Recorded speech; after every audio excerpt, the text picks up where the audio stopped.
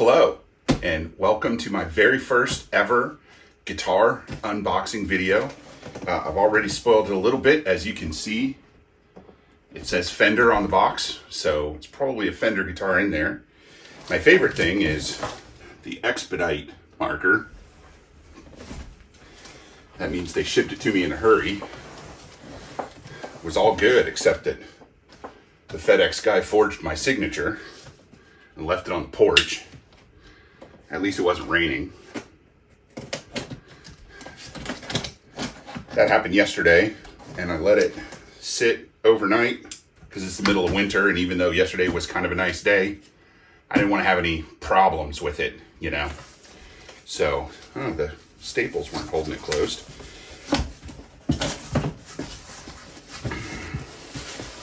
I'm also kind of curious to see how Fender packs these things. There's a styrofoamy thing.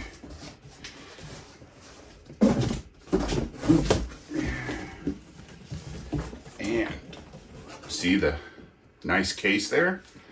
A little foam on the handle. And there's a tag on the handle here that says guitar case and December 7th, 2021, which must be when they made the case, or at least took possession of it. So now let's see what's in the case. And here we go. Sorry about the bare feet there.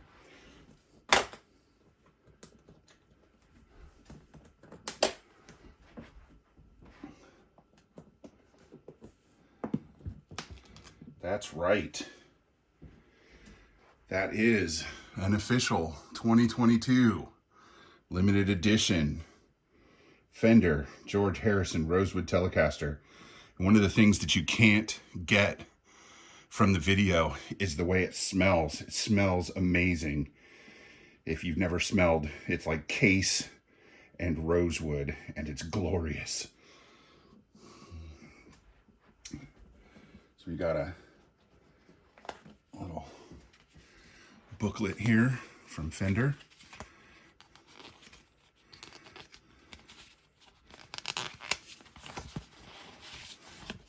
Thank you for your purchase. That's my receipt and stuff. I bought it direct from Fender. I'll explain why in a minute. Hang tags showing the model and serial number. I can get free online lessons, which I guess I don't really need, but it's nice of them to offer. In case you ever wonder what that means, I'll explain it in the voiceover. You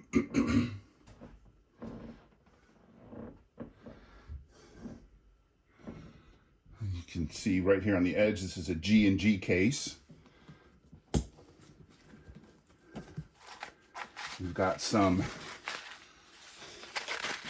desiccants. Those go straight in the garbage. Keys for the case, which I'll never use. And the Fender prize pack. I love this thing. This is, I don't know when they started doing this, but this is one of my favorite things that they do now. Let's see what we got in here. Another Fender booklet in English and Spanish.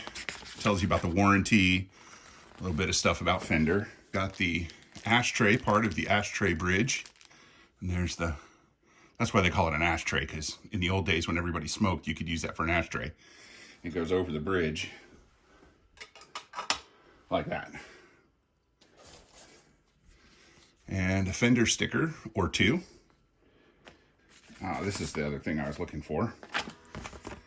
The certificate of authority telling me that this is a genuine Fender instrument. It says, carefully crafted from premium materials for a lifetime of playing enjoyment. Fender, California. Thank you. There's no tool, no Allen wrench to adjust the saddles though. So all these things are going to go back in the little prize pack. And then that is going to get stashed in the case. One of my favorite things about this little prize pack thing is it gives you a place to keep your original parts if you decide to change anything. Like if you put strap locks, strap buttons on it, like I'm going to, or if you put different saddles on it, compensated saddles, or change a knob or something, it gives you a place to keep the original parts to give to the new owner. I'm gonna put the keys in there too. That way I don't lose them.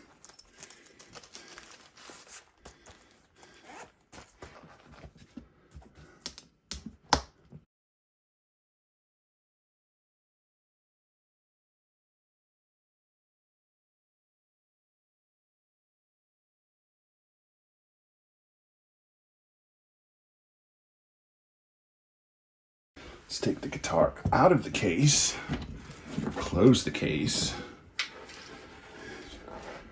and put the guitar on the case. Okay, let's get into the guitar's specs just a bit. If you're familiar with the run of 1,000 of these Fender did in 2017, it looks to me like the specs on the 1,000 they're making for 2022 are almost identical. Maybe a few tweaks that aren't really noteworthy. The body is chambered, which addresses the primary complaint of the folks who owned the vintage or truly vintage correct versions of this guitar.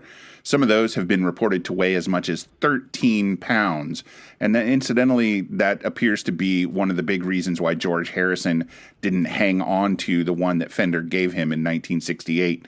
It was simply too heavy. So this one here probably weighs a bit over 8 pounds. I don't have a scale, but I have other guitars I know weigh more or less than 8 pounds, and this one feels in between them. So chalk that up to the chambering. Upon closely examining the body, it looks like the top is probably 2 pieces, and the back may be 1 piece. And then there's that incredibly thin maple bit between the 2 halves. And I could be wrong. They could both be 2 pieces, or they could both be 1 piece. My eye may just not be sharp enough to tell. While there are no contours on the body like you might find on a Strat, the edges do seem a bit more rounded off than other Teles I've seen. They are certainly more rounded than Telecasters with binding on them. So that's nice to see here. That'll be nice to put your arm over. Both the body and the neck are finished, though I'm hard-pressed to say I can even see the finish. Fender says it's satin urethane, so no doubt haters will complain it's not nitrocellulose, but again, it feels like it's just plain wood to me, so the finish is incredibly well done. I don't think the fingerboard is finished, but I guess I'll find that out the first time I go to oil it. The neck uses what Fender calls their mid-60s C shape, and to me it feels quite close to what the American standard necks were in the mid to late 90s. For all I know, those were mid-60s C shapes too. I just simply didn't know that. I can tell you it's not crazy fat, but it's not as thin or narrow as the American Professional 2 Rosewood neck that is on one of my Strats. It has a great feel to it. The fretboard is glued on, so it is not a one-piece neck. The fretboard radius is bog standard for Fender at 9.5 inches. And let me just say, as cool as I think this guitar is, I would not have gotten it if it had that 7.25 inch radius.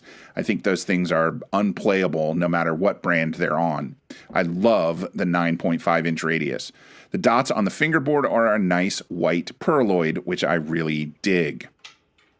The 21 medium jumbo frets are nice, and the fretwork is clean, which I would expect on a guitar straight from the factory. I'm used to guitars with 22 frets, so that might end up being a little bit of an adjustment for me. And the truss rod adjustment is at the heel, which is vintage correct, but in my opinion, inconvenient, as you have to slack the strings completely or take them off even and unscrew the neck bolts just to tweak the truss rod. The nut width is 42 millimeters, which is the equivalent of 1.65 inches. In fractions, that's 1 13/20 of an inch. It's made of synthetic bone, which means it's plastic. I don't know why Fender just didn't say it's plastic. I guess they're trying to imply this particular plastic, when used as a guitar nut, exhibits many of the characteristics of a true bone nut. The pickups are Fender's pure vintage 64 Tele pickups, and people are making a big deal about them being gray-bottomed pickups. My friend Scotty says that's really good, and he has grays in his number one Strat. I believe him. He pays attention to these things, but I have always preferred noiseless pickups, so leaving these pickups in the guitar is going to be interesting for me, but I'm committed to leaving them in there and having something that really, truly sounds like a Telecaster. All the other hardware is vintage correct with the F-stamped and offset bass tuners. The tuners are not staggered, which I think is a missed opportunity for Fender to have improved a little bit on the 1960s design of the guitar. The standard vintage correct bridge has uncompensated threaded steel saddles, which I will be replacing with compensated threaded steel saddles. I ordered those the same day I bought the guitar. The chrome ashtray bridge cover is cool, but I will never use it as it prevents palm muting and would definitely get in the way of my right hand given my playing style. Other than it being a full Rosewood guitar, the only way to identify it as a George Harrison tribute model is the neck plate, which has the ohm symbol and Harrison's signature engraved on it, along with the guitar's serial number. Mine has a 2021 serial number, and the case has a December 2021 date on it, which leads me to believe this guitar itself was made in late 2021, making it about 2 months old as I've received it. Pretty cool. It came from the factory with 9-gauge strings. I played 10s, so I will have to change the strings and set it up. I will wait to do that until my compensated saddles come in. That way, I'm not wasting a set of strings for just a few days or a week of playing.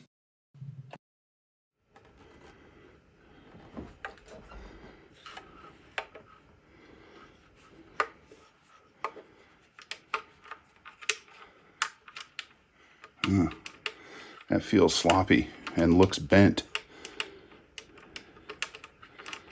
We'll have to see how that works on the... Yeah, that's real sloppy. We're gonna take that apart and take a look at it. And if you look at it from this angle, you can see that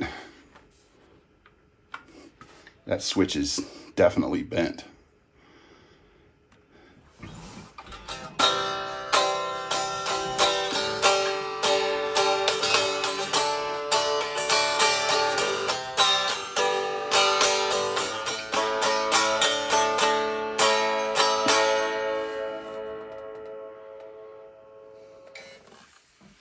I realize this is somewhat odd framing, but I wanted to make sure you could see the guitar on the wall hanger there.